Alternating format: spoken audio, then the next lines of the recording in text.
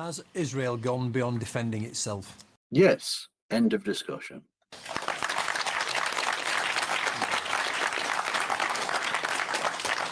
So this comes in the context, obviously, of the war that has been going on for over a year now. On Sunday, the US wrote to Israel, giving it 30 days to boost humanitarian aid access in Gaza or risk having some of its military assistance cut off. And then we learned tonight that the Hamas leader, Yahya Sinwar, has been killed. Ash, has Israel gone beyond defending itself? I think that we left the parameters of self-defense a very long time ago. 40,000 people in Gaza are dead at least. That's probably an undercount. At least 16,000 children. This week, an independent UN report singled out the destruction of healthcare services in particular and said that Israel could be guilty of the crime of extermination. Israel is facing accusations of genocide at the International Court of Justice. The International Criminal Court also found that Israel had been upholding apartheid and occupation predominantly in the West Bank. It was about using the horrific events of October 7th as an excuse to ethnically cleanse parts of Gaza, to destroy much of the Palestinian population in Gaza, and to redraw the regional map so that Israel comes out on top. Well, and what's really important, key thing about right, your question is that the biggest evidence that we have of this happening is the way they've treated northern Gaza recently. Of course, we all predicted this. I predicted this on this very show. I predicted this myself, saying, well, as soon as they'd paved the Netzarim corridor, which essentially cut Gaza Strip in half, creating an exclusion zone in the north, with a barrier in between that means that Palestinians cannot return to their homes because it becomes an entire Gaza Strip long length checkpoint. Along the Netzarim corridor, which essentially cut off North Gaza from South Gaza. And North Gaza is where they've been the most extreme in terms of the policy of shoot to kill and the ways in which they have essentially tried to clear out North Gaza. I mean, this is the oldest continually inhabited city in the world. And they, as far as I am concerned, this is the process of annexation. We've already seen people wanting to continue to settle. We've seen people plant their crops in North territories through the Eretz crossing. This was always been the plan. We know this has been the plan.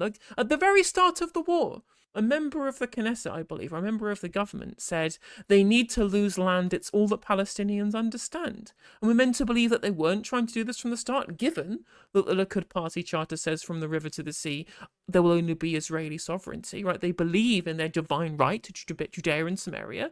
Why do we think anything else would happen?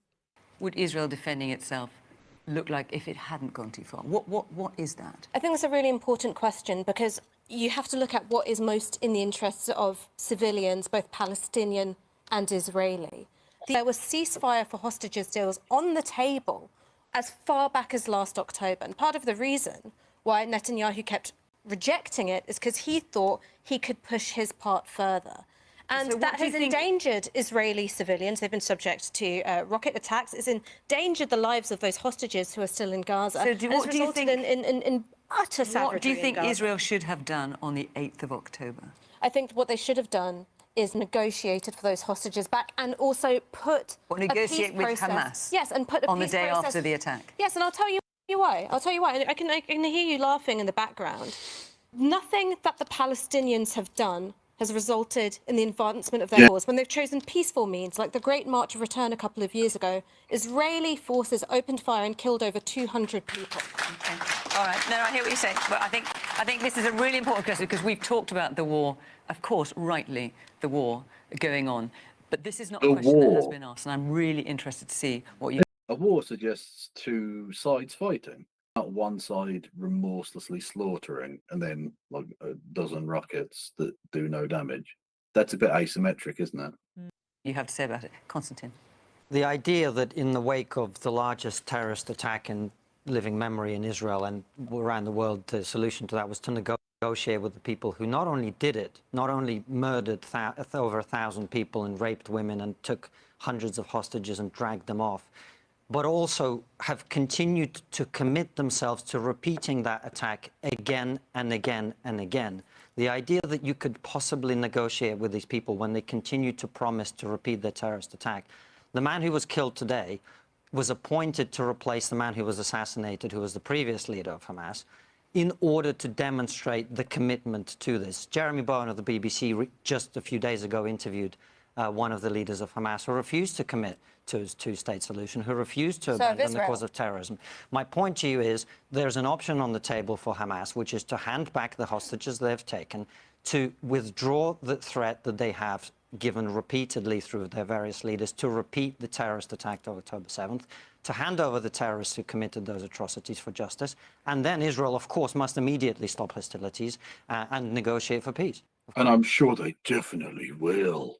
And on top of that, like, when will he ever make the same demands of Israel? For them Nope. to release the, not hundreds of hostages, the thousands of people held in administrative detention, no Including charge, children. no trial, no nothing, and held entirely without purpose, without reason, other than the collective punishment of people for being Palestinian. That's the only reason why they're there.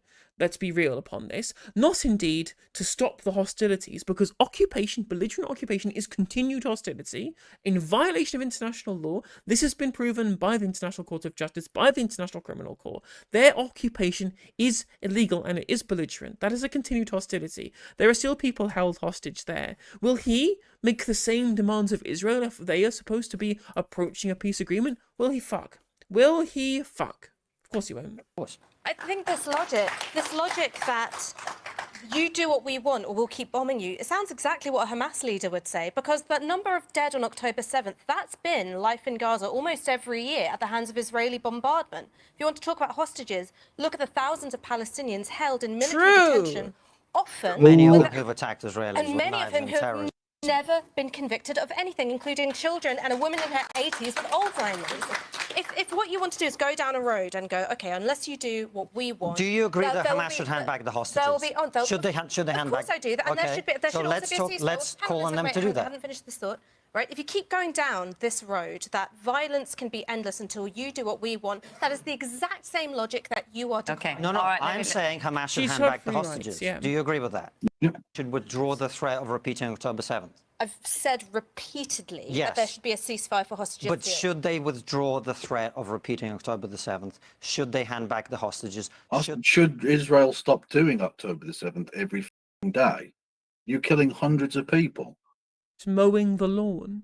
The whole point of this is that they continue to administer a belligerent occupation. That is continued hostility. He never places the same burdens he would place on Hamas that he places on Israel. He doesn't do it. So it's You haven't just a answered. You've distraction said you've called for a technique. ceasefire, but you haven't said that that's what they should do. For hostages. Is what And I've just should said. they hand over the terrorists who committed October 7th? I think that anyone who's committed war crimes, Hamas, IDF, Okay. whoever should be held Let's- accountable. Should I'm they be consistent handed in over? that position. Are you? Yeah, absolutely. Okay, let's hear from our audience. Oh, yeah, as if this man would ever tolerate an IDF soldier being convicted of anything. How does anybody resolve the issue when the two main combatants won't negotiate? Okay, the woman here. Whoa! I think there's an interesting... Israel assassinated the chief negotiator just before there was about to be some kind of deal for a ceasefire. It's clear that one side wants to negotiate here. Well, it's difficult for any of us to have a solution to this problem. It's been going on for decades, but I think there's a conversation to be had about what our government can do and how we're contributing to it still to this day, and if that's right or not. But also, Robert, Ray's question is has Israel gone beyond defending itself? Which begs the question, what would an appropriate response be if this is too far? What's your view on that? I mean, I don't have an answer to that question, but I think that our government should no longer have any involvement in it at all. I don't think... I agree that it's gone past self-defence and that we can't do it anymore. Yeah, look, it's so far beyond the pale, it doesn't matter where that pale originally was. It's off in the distance. We can't see it anymore. It's gone over the horizon. Man at the very back.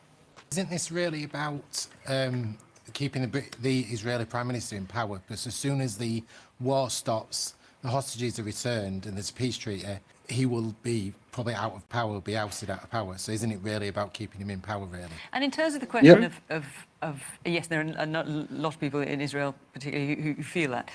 In terms of the question, has Israel gone beyond defending itself? What's your view on that? And Ash's point, say, for example, which you're basically saying on October the 8th, they should have started negotiating with Hamas.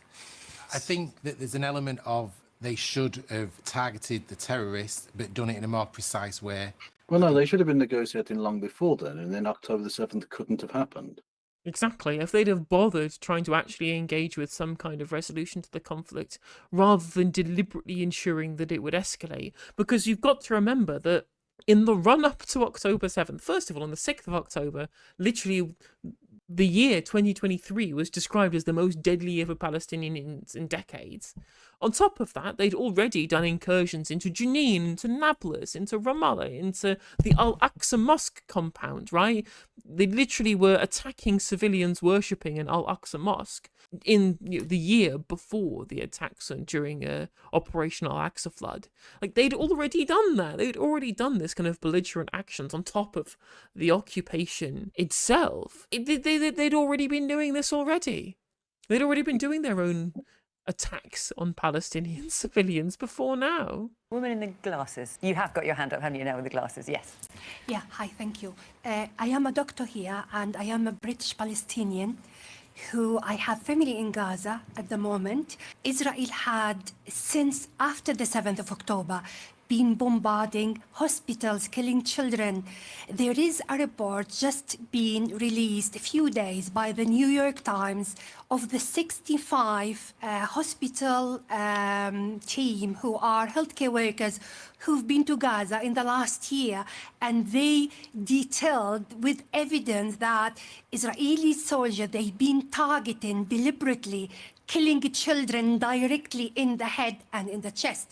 This is not self-defense anymore. I think Gaza been under the siege 17 years even before of the 7th of October. Israel has no self-defense because Gaza, the West Bank, and East Jerusalem is under the international law, and this is according to the international criminal justice, that it is under occupation. And a country which is occupied, another country, had no self-defense against well, listen, the Palestinians. let me just... Now, hang on, just 1 minute. I just want to ask you something. Hang on a second. So I can't verify what you're... I don't know about this New York Times report, and I can't verify what you're saying. But let me just ask you the question which Ray has asked. You clearly do think Israel's gone beyond defending itself. You think it's unconscionable. What do you think Israel should have done on the 8th of October? Israel should have done into negotiation with Hamas. We've been in negotiation with Israel for the last 30 years. We've been giving the land in return of safety and security of the Israelis. What has happened? Nothing. Okay. And do you think? Hang on. Let me just please finish my point. Since the Oslo occurred, 1994, Israel been annexing more land in the West Bank, occupying Gaza. Yes, they withdraw from Gaza, but Gaza is still occupied by all their borders, by air, by everything. Palestinian in Gaza, they cannot leave. They didn't leave Gaza for the last 17 years. Listen, I hear your passion, and I totally understand why. Yeah, honestly, she wins tonight. Cooked, absolutely cooked in like a stew and ready to eat, 100%. Because literally everything she's saying here is 100% correct. But the long and short of it is that the root cause of this is the continued occupation. And if you want to condemn Hamas for attacking Israel, you absolutely must condemn Israel for the continued occupation and understand that the solution to this conflict is for the occupation to end. It's the material basis for the conflict continuing. You know, you mentioned that that Israel are saying that there's terrorists in the community. If you're a child growing up in Palestine right now and you're seeing bombs being dropped left, right and centre, you don't grow up and think, oh, you know what, Israelis are great people. Let us breed in the next generation of... So what do you think they should have done on the 8th of October? I think when there was a deal on... Well, I'm not massively clued up, but there was a deal on the table in Qatar, was it? That should have gone through. I mean, I don't know the details of it. There's dispute on both sides as to whether they would have accepted that deal. We can't be sure about that. But I think at that point, that was, I think for me anyway, that was the point. Okay, Damien. I disagree with what I sense the sense of the room is, in that I think trying to paint Israel as the only villain in this is completely wrong. Israel has been attacked by Hezbollah and Hamas and Iran. We haven't mentioned Iran yet. Iran is firing ballistic missiles into another country. Wow, did Israel attack Iran first in any way? Yes, so for people who are unaware, if somebody attacks you and you haven't attacked them previously directly, you have the right of response. It's called casus belli. It's the justification for going to war. And if you do go to war, you should follow international law, absolutely the laws of armed conflict, which means you should attack military targets. Who did Iran attack with their rockets? The first time, deliberately ones that were allowed to be shot down. The second time, not so much. It was only military targets, never team airbase, for example. This is what the targets were. This entirely within international law. Can you say the same of Israel? I don't think so. What are the Israelis supposed to do about that? I think it's a very good question, not just what should Israel have done in October the 8th. And the idea of negotiating with Hamas on October the 8th is just ludicrous. If 1,000 Brits had been killed... Okay, what about October the 6th? Or October the 5th? Or the 4th? Or any point in the last 70 fucking years? On top of that, there has been Israeli negotiators doing deals with Hamas for years. In fact, the Gershon Baskin is an Israeli peace activist that has a direct channel to members of the Hamas Politburo and has got really interesting things to say. I think his blog is really worth watching and reading to see what he has to say about the possibility of negotiations. And these things have been reached before. But the line gets crossed when, of course, after all of these negotiations, does the occupation ever end? No. Do they ever try and stop stealing land in the West Bank? No. Do they ever stop military incursions in Nablus, Jenin, Ramallah, into East Jerusalem, into Al-Aqsa? No, they don't stop any of these things, which shows that are the Israelis negotiating in good faith? Absolutely not. Killed and raped and taken hostage. Would we have said, OK, the day after, we're going to negotiate? Whoever had done that. It's completely ridiculous. Now, absolutely, there are faults on both sides on this, but you have to remember that both Hezbollah have destroyed the Lebanese state. They have basically acted as a cuckoo in the nest and destroyed Lebanon. Hamas has done the same to Palestine, to Gaza, and the problems there are at root the Iranians fighting a war across the Middle East against Western values in the widest sense. So I do think we need to... If your Western values involve burning kids alive in hospitals, then fuck your Western values. Yeah, it sounds like terrible values to me. And again, this is made up. Like, this is totally made up, right? All this is this justification for any of Israel's crimes as being the bulwark against the hordes from the east. That's all this is. That's all this is. They hate Western values. Like, this is what they said about the terrorists on 9/11. They said they hate us because they ain't us. They hate the society we've created. They hate our values. They hate who we are. Rather than, well, no, this was a retaliation. This was blowback for everything that America had been doing in the Middle East ever since the 1970s. Step back a bit and say that, for whatever complaints there are against Israel, and I get all of that, in the end, they are under attack, and they are under attack by people who want to attack our values as well, and we should remember... When have Hamas ever said they wanted to attack Western values? No, they have always been Palestinian nationalists. And this is what people try and do. They will try and say, because Hamas are fundamentalist believers in Islam, which is true, this is not a lie, they will try and paint them as uniquely being guided and having their political goals set by their ideological religious beliefs. 100% untrue. Because the reality is that they are Palestinian nationalists first and foremost. Their Islamic beliefs may be the vector with which drives their Palestinian nationalism, but they are no less fully 100% driven by Palestinian nationalism and as a root of their cause than the PFLP, who are entirely secular, who have no Islamic belief and values, but broadly have the same Palestinian nationalism, which is why they are allied in the conflict at the moment. So to try and paint their beliefs as uniquely, though, they're just Islamists you can't negotiate with, they cannot be negotiated with, they aren't somebody who are rational, they are just driven by quote-unquote Islamism, that's just 100% not true. This is why the Israeli state were going with this Hamas is ISIS propaganda, because ISIS are fundamentally driven by their theological beliefs. That is the fundamental driver of ISIS, is the establishment of the caliphate and the expansion of the caliphate and trying to erase Western values. That is true. Hamas, absolutely not. They are Palestinian nationalists who want to be able to, in their mind, create a Palestinian state across historic Palestine. I think Hey there, if you enjoyed the video, make sure that you like and leave a comment. That helps the video out in the algorithm. If you subscribe and ring the bell, it'll let you know when I go live. I stream every day on YouTube and Twitch. You can also follow all of my socials down in the description. And if you want to support me in a more financial manner, there's a join button for membership. It's just 99p to be a member on YouTube, as well as a Patreon, and there's some merch there as well. And hopefully I'll catch you on the next video. Take care.